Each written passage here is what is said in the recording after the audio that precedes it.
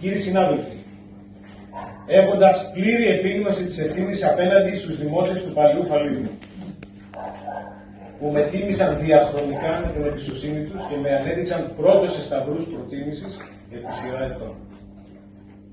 Ανακοινώνω σήμερα την ανεξαρτητοποίησή μου από τη δημοτική παράταξη με την οποία εκλέχθηκα. Κύριοι συνάδελφοι, η απόφαση αυτή δεν είναι συγκυριακή. Αποτελεί μια ουσιαστική και βαθιά διαφωνία με τη σημερινή πορεία της Δημοτικής Αρχής.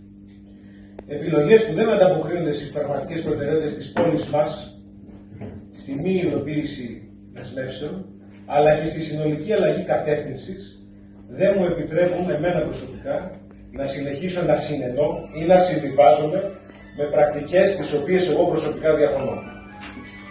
Υπηρέτησα το θεσμό με μεγάλη περηφάνεια, ιδίως από τη θέση του Προέδρου του Δημοτικού Συμβουλίου, την προηγούμενη τετραετία. Με στόχο τη συνεννόηση, τη σοβαρότητα και τη θεσμική λειτουργία.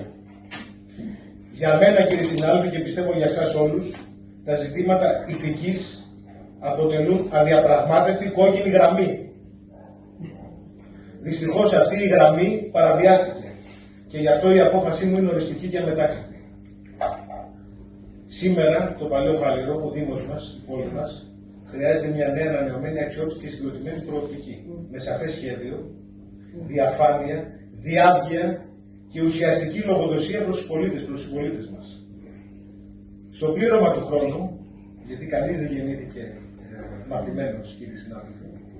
Εγώ είμαι 49 χρονών, μπήκα με μαύρα μαλλιά, τώρα έχω άσπρα μαλλιά και γυαλιά προσβιοπίας. Στο πλήρωμα του χρόνου, έχοντας αποκτήσει πολύτιμη εμπειρία, επιλέγω να ανακατευθύνω την αυτοδιοικητική μου πορεία με αίσθημα ευθύνης και συνέπεια.